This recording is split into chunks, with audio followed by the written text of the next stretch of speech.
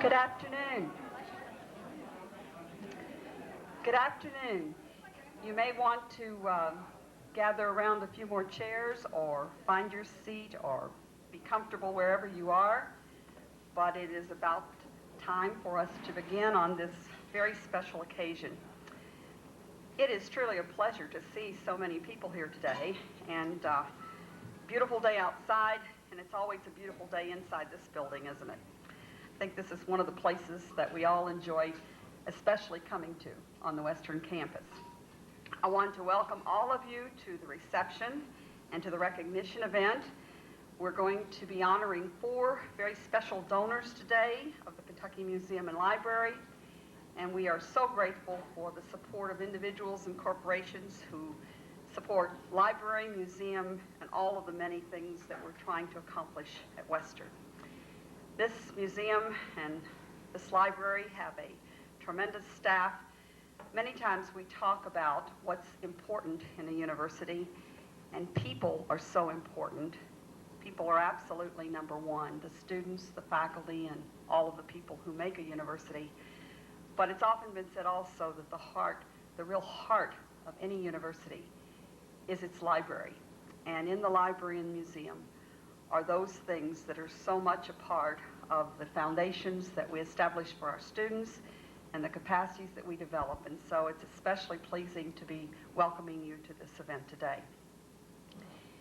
It's my pleasure to introduce to you the Dean of the University Libraries, Dr. Michael Bender. Dr. Bender is a very, very excellent dean in leading this university and its libraries. I often tell Mike that it's one of the few areas on campus, and I genuinely mean this, that nobody ever complains about. We don't get any complaints about the services you need in the library or finding what you need or getting the help you want. And I think in part that speaks to the priority that the institution has given to retaining the quality that we have in the library, but in greater part it speaks to the people who staff it, their commitments, their attitudes, and the leadership of the dean. So, Dr. Michael Bender, my pleasure to introduce you.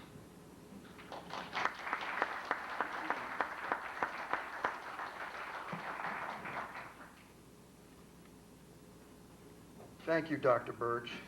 Those are really kind words. I don't tell her most of the time about all the complaints we do receive because we're working on them. It is a real pleasure to see all of you here. You may not know, but this is the first time we have held an event like this. I hope many similar programs will follow in future years. This is a very special day, like Dr. Burch said. But you don't know, it took us 17 years to get here. And I'm reminded of a saying that used to accompany Virginia Slim's ads, "You've come a long way, baby." How far we've come to achieve a recognition day like this. I started at Western in 1985. Just 1 year later, I started our development program for gaining private support. We had been receiving an occasional and unsolicited gift to the College Heights Foundation on behalf of university libraries, but we had not done anything in an intentional and systematic way toward building a true development program.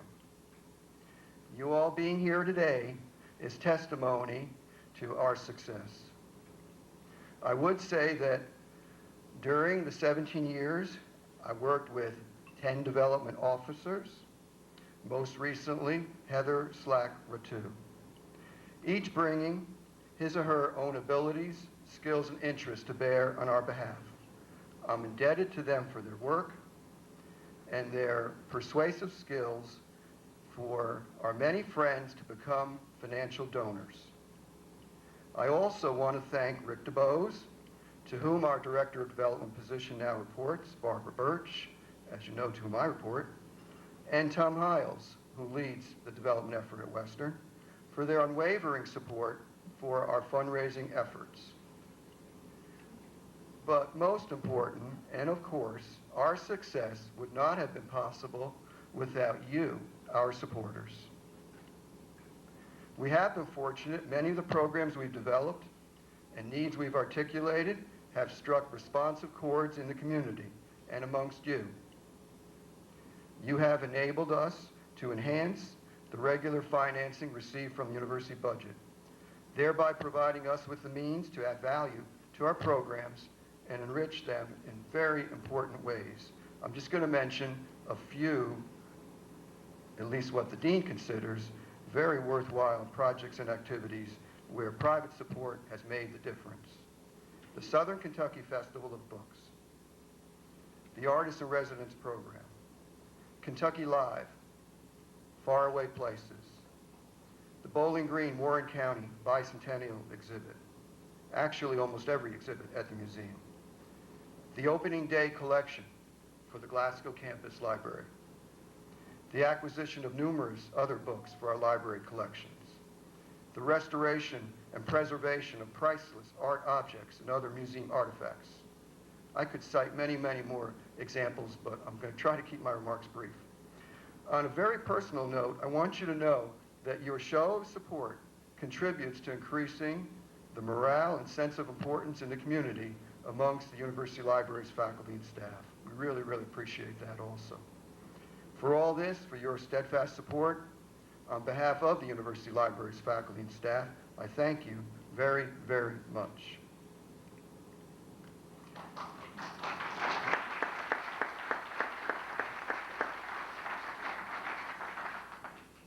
Thank you. Under the visionary leadership of Gary Ransdell, Western has assumed a prominent position in our region and the state.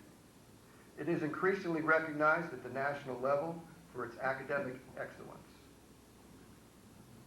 What you may not know, and some of you know very well, President Ransdell himself has been a strong supporter of the university libraries, the Kentucky Library and Museum, and its many programs, resources, and services. It is with a special pleasure I introduce to you Gary Ransdell, the president of Western Kentucky University. Thank you, Mike, very much.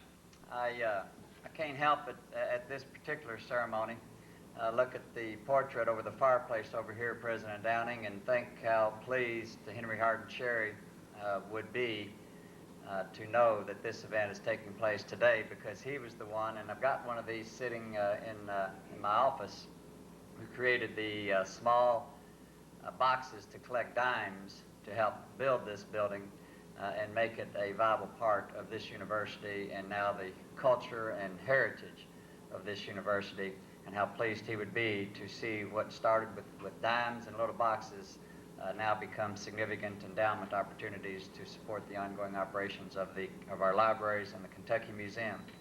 Many of you were participating about a week ago when we had a grand celebration on this campus, and we celebrated the completion of the Investing in the Spirit Capital Campaign, which was a 5-year effort originally conceived as part of a strategic plan for Western to elevate this university from a university of regional importance to a university of national prominence across our academic, administrative, student life programs.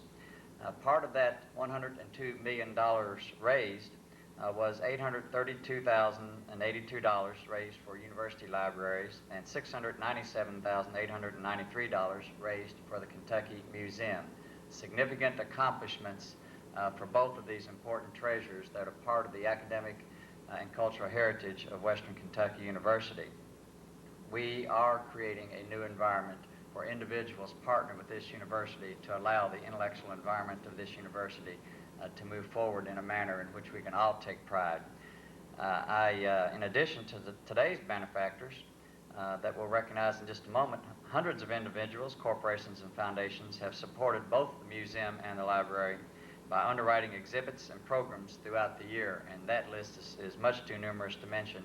But one thing a museum, and to some extent a library, simply cannot do is provide the proper programming for this community without partnerships across the community. And we are extremely fortunate to be in Bowling Green and Warren County and South Central Kentucky, where there's a myriad of institutions that are anxious and willing to support our programs.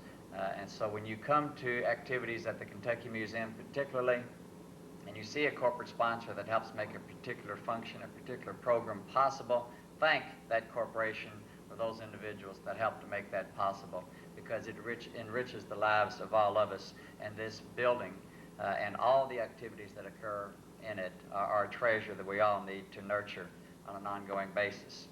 But today, we're specifically here to honor 4 benefactors to our Kentucky Museum and University Library areas. And I want, as I call their names, some are here, some may not be here, but I certainly want to first recognize, although they are unable to be here due to illness, but share with me just a moment recognition for Tom and Audrey Redford of Cullowhee, North Carolina, and Fort Myers, Florida. Their gift to the university, made in 2002, will provide support of preservation and acquisitions at the Kentucky Museum, and will provide unrestricted support for the university. Mr. Redford is a 1951 alumnus of Western with a BS degree. In recognition of their generosity, we will name Gallery E118 in the Kentucky Museum the Redford Gallery. As I said, they could not be with us due to illness, but let's applaud their support in their absence.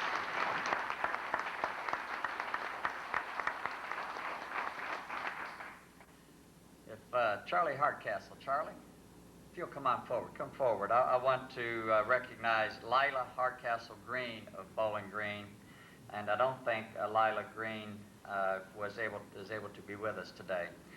Proceeds from Lila Hardcastle Greene's gift of property will be used to equip and maintain the Listening Library and the Helms Craven Library. The Listening Library provides the opportunity to study a variety of music selections, as well as oratory, historical events, and theatrical performances in both audio and video formats. Mrs. Greene is a 1943 alumna and worked at the library as a student and later after her graduation from Western. In recognition of her generosity, we will name the audiovisual area in Helms Craven Library the Greene Listening Library. And Charlie, if you'll just remain right there, because we're going to unveil some signage in just a moment. So if you'll just stand right there and receive everyone's attention while I read the rest of these names off. Let's applaud the Hardcastle family.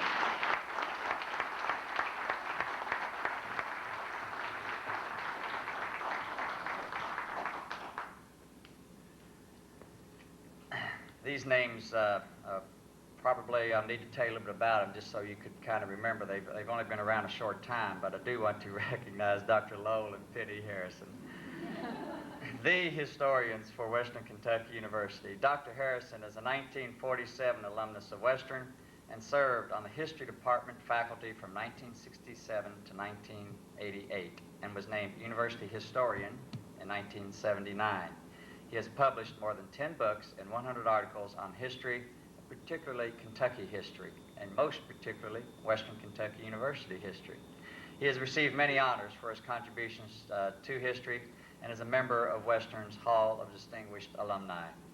Penny served in the Manuscripts Library at Western for many years and has been active in many statewide organizations.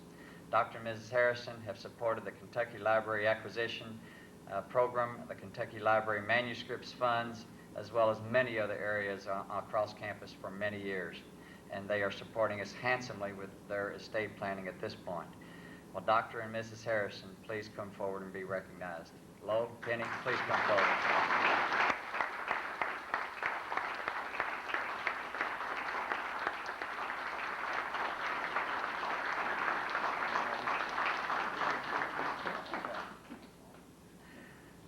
Join Charlie in the line up there.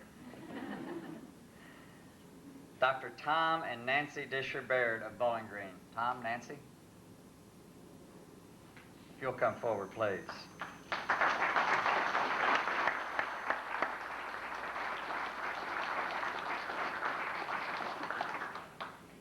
Their gift to the university created the Nancy and Tom Baird Endowment for the Kentucky Library in 2002. Dr. Baird is a 1954 alumnus of Western with a BS in chemistry. Nancy is a 1975 alumnus of Western with both master's and specialist degrees. Nancy has served as the Special Collections Librarian at Western for 28 years and is currently the interim department head for the Kentucky Library and Museum. And Rick, you're about ready for that interim. I mean, you've been interim for a while now.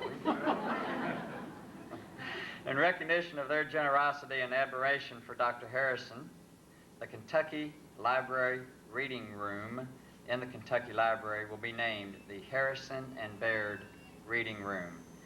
Tom and Nancy, thank you very much for your generous support.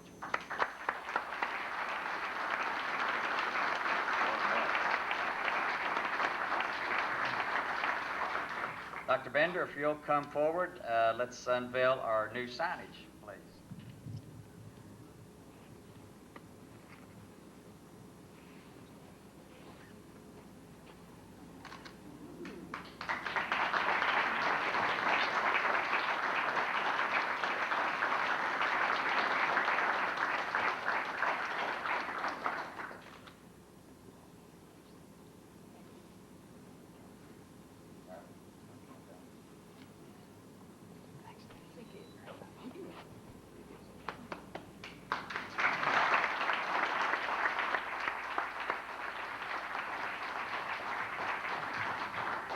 This time I would like to call our University Archivist, Sue Lynn Stone, and also a member of the State Historical Records and Archives Board, to come forward for a special announcement. Sue Lynn. Good afternoon. I'm here this afternoon not as your University Archivist, but as a member of the board, which is the State Historical Records and Archives Board. With me I have Mary Margaret Bell of Jefferson County Schools, who serves on that board with me. The State Historical Records and Archives Board has recently established an award. It is to recognize lifelong support and love of archives. Last year was our first Kentucky Archives Week, and as a part of that celebration, we named a Thomas D. Clark Kentucky Archives Week Award. We here at Western are very proud that our state has recognized that the second recipient of that award is right here in Bowling Green, Kentucky. Dr. Lowell Harrison, would you come forward, please?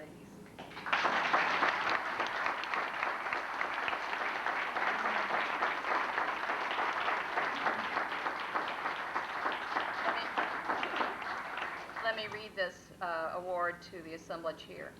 The Kentucky State Historical Records Advisory Board presents to Lowell H. Harrison the Thomas D. Clark Kentucky Archives Week Award for a notable record of achievement in historical writing based on research in Kentucky archival repositories, for an ongoing commitment of support and advocacy to increase and promote the rich collections of primary source materials at the Kentucky Library of Western Kentucky University, for the mentoring of numerous students during an eminent and distinguished career of teaching at Western, and for enhancing awareness of historical records among so many citizens of the Commonwealth through public speaking.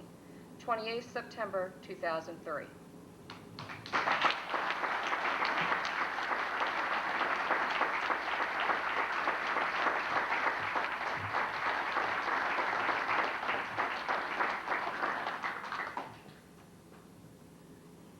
I taught my first class in the spring semester of 1947. I taught my last special class in the spring semester of 1994.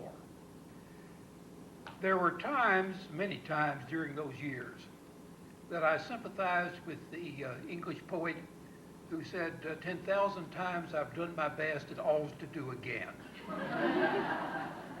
You had an awful lot of students who were poorly motivated, perhaps poorly prepared, and were not too interested in the class that I was trying to teach. But from time to time, there came along other students, and I owe a particular thanks to such people as Nancy Baird and Sue Lynn Stone.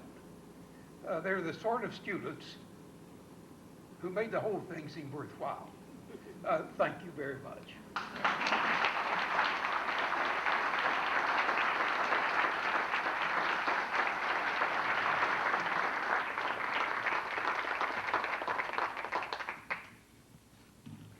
Thank you, Dr. Harrison. Let's recognize one more time all of our honorees.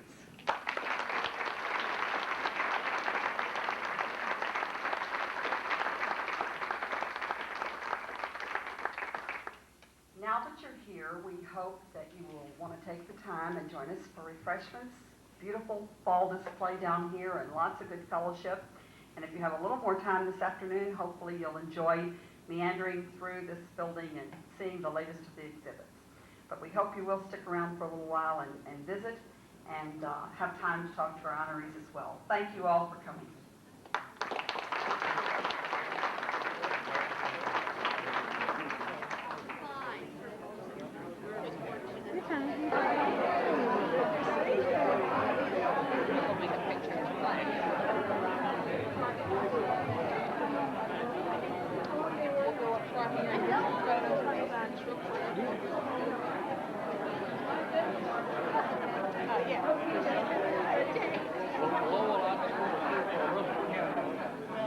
Well, you done good. Well, thank you. Nice to have you here.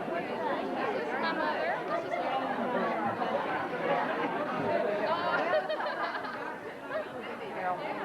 I've got me.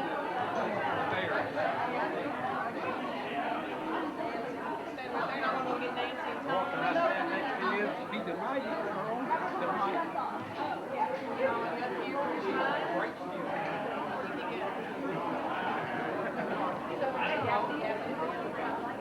She's going to get him and then we'll be. Is that going to work? Yeah. Over here. Class. One. Okay. I'm a little bit more toward the band.